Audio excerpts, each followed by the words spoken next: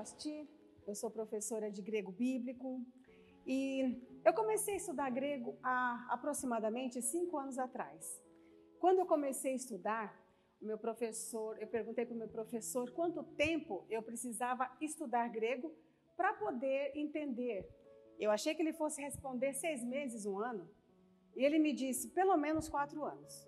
Mas já te adianto que você vai precisar estudar uns 8 anos aí para você ficar legal.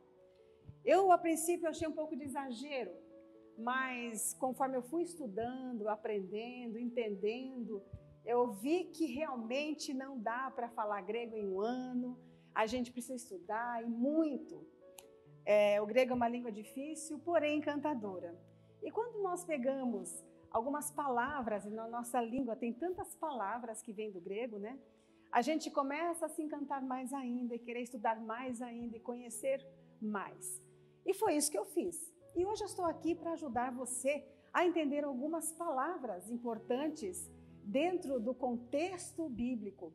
E alguns textos também que são até polêmicos e às vezes a gente se enrosca porque em uma tradução tem uma palavra, em outra tradução foi usado outra e a gente se pergunta qual que é a palavra certa, qual é a tradução certa, como eu vou entender esse texto.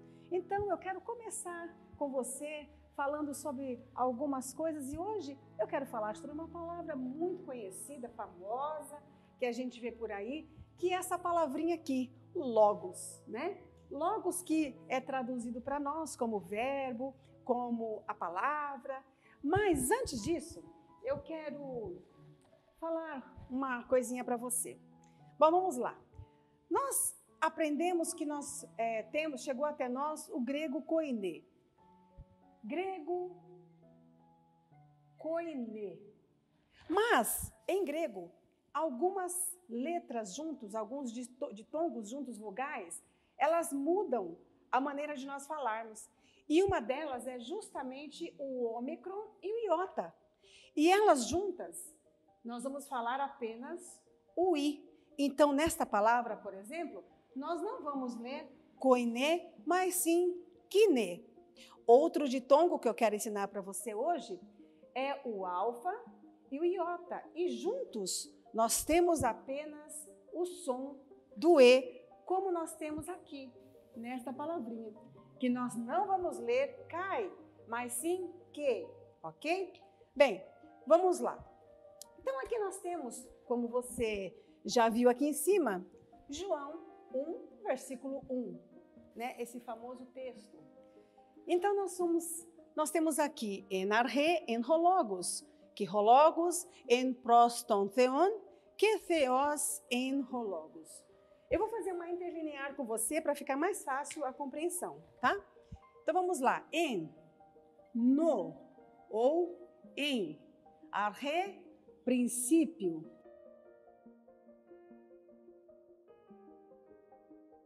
En, nós temos aqui um verbo. Esse verbo é o verbo ser, estar, mas ele está no passado. Então é era ou estava. E aqui nós temos a palavra. A palavra, ou pode ser também o verbo.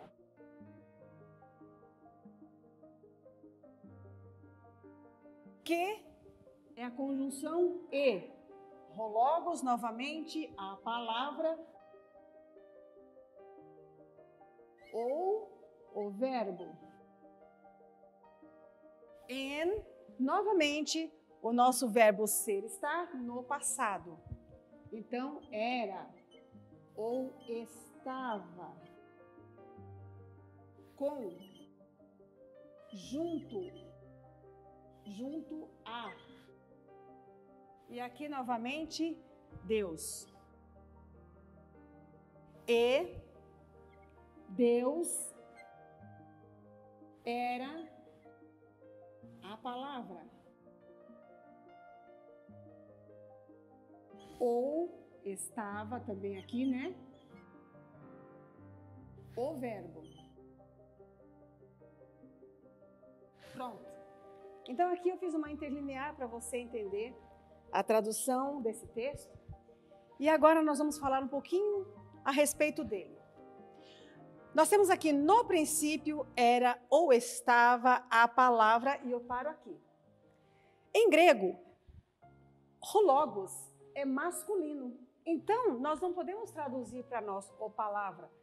Foi traduzido o verbo. Mas se fosse palavra, nós não poderíamos traduzir o palavra. Então, como nós falamos, nós traduzimos a palavra. E a palavra era ou estava com ou junto a Deus. E Deus era a palavra.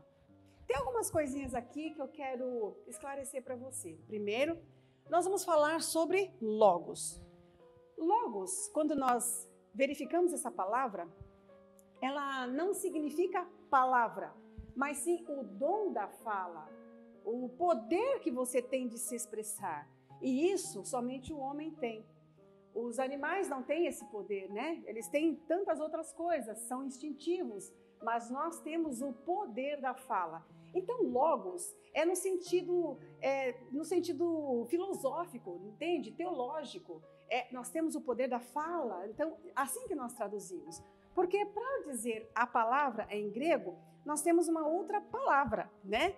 Que é escrito assim, rema. Rema é palavra, no sentido gramatical. Então, vamos continuar.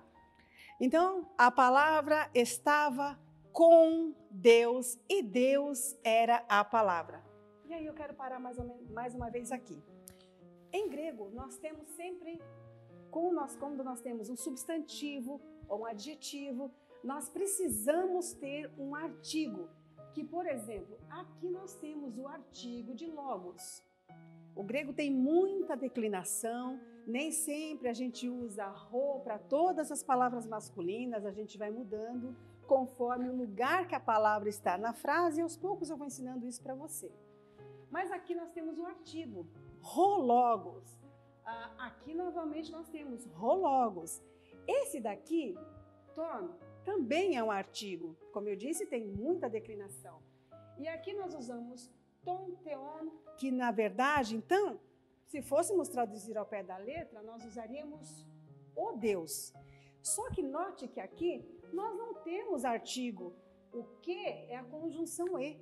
E nós não temos, então, um artigo para theos. E o que isso quer dizer? Isso quer dizer que, na verdade, nós não poderíamos traduzir como Deus. Nós teríamos que traduzir isso aqui como divino. Então, nós traduziríamos assim, e divina era a palavra. Tá vendo que legal? Então, com certeza, naquele momento, Deus estava com a palavra ou ele era a própria palavra.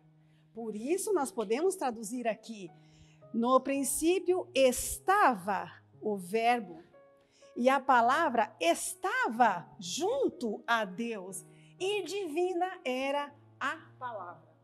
Foi isso que eu queria ensinar para você hoje. Eu espero que você tenha gostado, que você esteja satisfeito, mas eu tenho muita coisa para passar para você. Tem uma extensão aí de coisas que você vai aprender junto, palavras, expressões, como eu disse do começo. E eu tenho certeza que o grego vai ficar um pouco mais leve com você. Além de ser um alfabeto lindo, né? Eu acho linda a escrita do grego. Mas é isso aí. Até o próximo vídeo. Curta, compartilhe, né? Acione o sininho para você receber as notificações dos próximos vídeos, ok? Até lá então.